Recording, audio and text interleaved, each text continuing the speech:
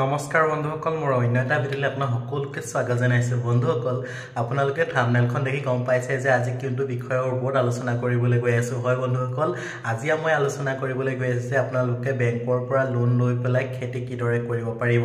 বন্ধুসকল, গাঁৱৰ আমাৰ বহুতো কৃষকেই বেংকৰ পৰা লোন ল'বলৈ এটা ভয় কৰে, অৰ্থাৎ তেওঁলোকৰ লোন ল'বৰ কাৰণে যিটো পদ্ধতি সেই পদ্ধতিটো নাজানে আৰু কেতিয়াবা কোনোবা থাৰ্ড পাৰ্টিৰ হতুৱাই লোনটো লয় আৰু তেওঁলোকে 10,000 5,000 টকা এনেই লৈ লয়।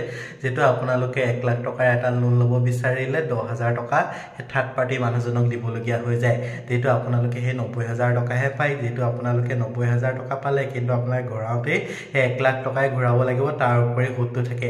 সেই বন্ধুসকল, আপোনালোকে হেনেকুৱা থাৰ্ড পাৰ্টিক যাতে আপোনালোকে কোনো 10,000 5,000 দিব নালাগে, তাৰ কাৰণে আজি এই ভিডিঅ'টো লৈ আহিছোঁ।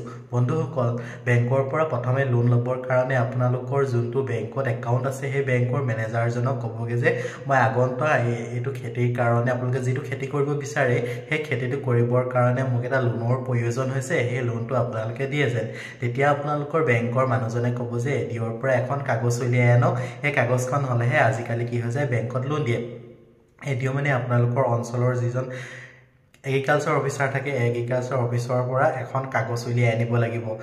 এগ্ৰিকালচাৰ অফিচত আপোনালোকে আপোনালোকৰ ডকুমেণ্টছৰ ভিতৰত দিব লাগিব আধাৰ কাৰ্ড, পান কাৰ্ড আৰু যিডোখৰ মাটিত আপোনালোকে খেতি কৰিম বুলি ভাবিছে সেই খেতিডোখৰৰ পাট্টাডোখৰৰ জমাবন্দীডোখৰ আপোনালোকে জেৰক্স কৰি পেলাই তাত দিব লাগিব। বন্ধুসকল, এইখিনিতে কৈ থওঁ যে আপোনালোকৰ যদি নিজৰ মাটি নাই, আপোনালোকৰ দেউতাৰ মাটিত কৰিব বিচাৰিছে, তেতিয়াহ'লে আপোনালোকে এটা কোড এফিডেভিট লাগিব। কোড এফিডেভিট কৰিবলৈ হ'লে আপোনালোকৰ 1,000 টকা এটা খৰচ হ'ব। 1,000 টকা খৰচ কৰি পেলাই এফিডেভিটটো জেৰক্স কৰি পেলাই যিটো জেৰক্স কপি এগ্ৰিকালচাৰ অফিচত জমা দিব লাগিব, যিটো অৰিজিনেল এফিডেভিট হয় সেইটো বেংকত আপোনালোকে জমা দিব লাগিব।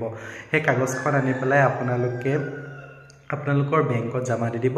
জমা দিয়াৰ কেইদিনমানৰ পাছতে আপোনালোকৰ যদি বেংকত বহুতো কাম থাকে, তেতিয়া যাতে লোনৰ বহুতো কাম পেণ্ডিং হৈ থাকে, তেতিয়াহ'লে আপোনালোকৰ হয়তো 15 দিনমান লাগি যাব পাৰে। যেতিয়া আপোনালোকৰ বেংকত লোনৰ কাম কম থাকে, তেতিয়াহ'লে আপোনালোকৰ 7-8 দিনৰ ভিতৰত আপোনালোকে বেংকৰ পৰা এটা কল আহিব বা আপোনালোকে বেংকত গৈ পেলাই 7-8 দিনৰ পিছত এবাৰ খবৰ কৰি চাব পাৰে।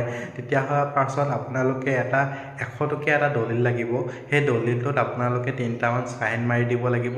সেই চাইন মাৰি দিয়াৰ পাছতে আপোনালোকৰ যিটো লোন সেই লোনটো আপোনালোকৰ চেংচন হৈ যাব। সেই বন্ধুসকল, এই লোন লোৱাৰ একেবাৰে এইটো এটা সহজ উপায়। আপোনালোকে লোন ল'বৰ কাৰণে একো ভয় কৰিবলগীয়া বস্তু নাথাকে। আপোনালোকে থাৰ্ড পাৰ্টিক বা 10,000 5,000 দিবও নালাগে। আপোনালোকে এই পদ্ধতিতে আপোনালোকৰ লোন লওক আৰু খেতি কৰক, খেতি কৰি আগবাঢ়ি যাওক। ধন্যবাদ।